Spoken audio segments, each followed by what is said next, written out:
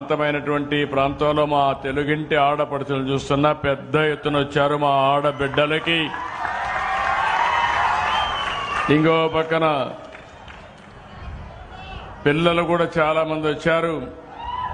వాళ్ళు కూడా పిల్లలు చూస్తే ఈరోజు మనం ఇచ్చినటువంటి తల్లికి వందనం పైన నాకు ధన్యవాదాలు చెప్పడానికి వచ్చారని చెప్పి ఆశిస్తున్నా. అలాంటి చిరంజీవులకి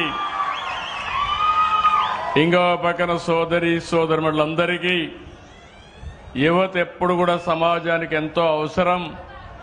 అలాంటి యువ సోదరులు చూస్తే నాకు ఒక ధైర్యం, తప్పకుండా తొందరలోనే వన్ ఫ్యామిలీ వన్ ఎంటర్‌ప్రెన్యూర్ మీ ద్వారానే సాధ్యం, అది సాధిస్తామని మరొకసారి యువతకంతా హామీ ఇస్తున్నా. ఈరోజే నేను రాజంపేటలో ఉన్నాను, కే బొయ్యపల్లిలో ఉన్నా. 30 సంవత్సరాల కంటే క్రితం ఇదే రోజున నేను ఆ రోజు ముఖ్యమంత్రిగా ప్రమాణ స్వీకారం చేశాను. అది తలుచుకున్నప్పుడు ఒక్కోసారి గర్వకారణం. అదే రోజున ఈరోజు ఇక్కడికి వచ్చినప్పుడు నేను 2 కార్యక్రమాలకు అటెండ్ అయ్యాను. ఒకటి పింఛన్లు నేరుగా ఇచ్చే కార్యక్రమం ఏ విధంగా జరుగుతుందో చూడడానికి ఈరోజే ఒక మహిళ కిడ్నీ ఫెయిల్ అయింది, లేయలేదు. భర్త ఒక ఆటో డ్రైవర్, ఆవిడ్ని రోజంతా మంచానికే పరిమితం అవుతుంది. ఆవిడికి భోజనం చేసి పెట్టాలి, స్నానం చేయించాలి. చేసిన తర్వాత మళ్ళీ ఆటో, కొంతమంది ఎవరైతే స్కూలుకు తీసుకుపోవాలో తీసుకుపోయి ఆ ఆటోలో కూడా పాత ఆటో నడుపుకుంటూ జీవనాన్ని గలుపుతున్నారు.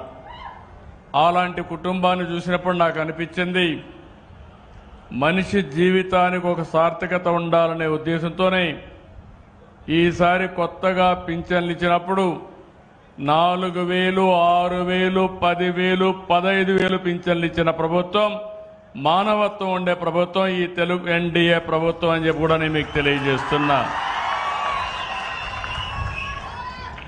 వాళ్ళ పరిస్థితులు చూశాను, నేరుగా పింఛన్ ఇచ్చాను.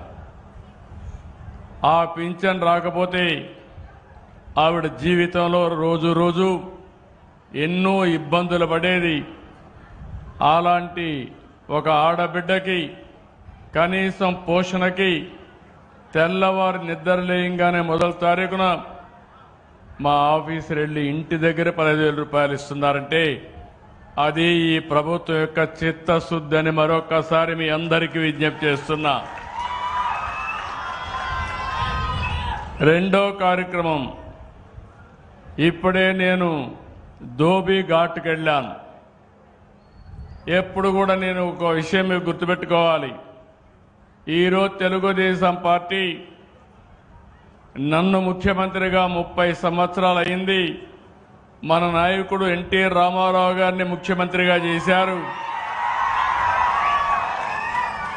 అదే సమయంలో తెలుగు జాతి ఈరోజు ప్రపంచంలోనే ఒక అగ్ర జాతిగా ఉందంటే దానికి కారణం తెలుగుదేశం పార్టీ.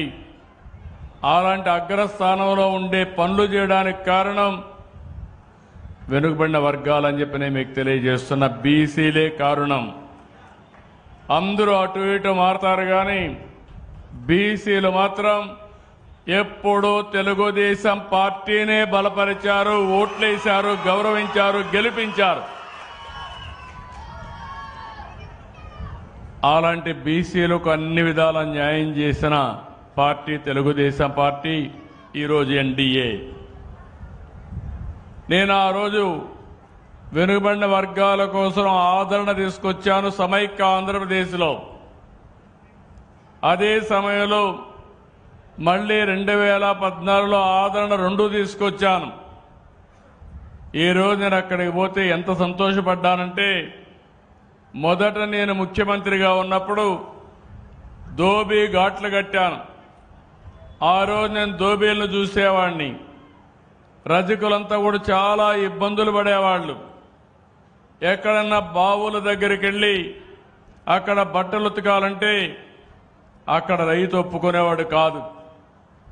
ఇంకో పక్క ఒకప్పుడు మనం చూస్తే గాడిదల మీద ఈ బట్టలు ఎత్తిపెట్టి ఎంతో దూరం వాగులు వంకల దగ్గరికి వెళ్ళి ఎక్కడెక్కడో తిరిగి బట్టలు ఉతికి మళ్ళా తీసుకొచ్చేవాళ్ళు. వాళ్ళ కష్టాలు చూసిన తర్వాత వాళ్ళ ఊర్లోనే కట్టాలని దోబి ఘాటు కట్టి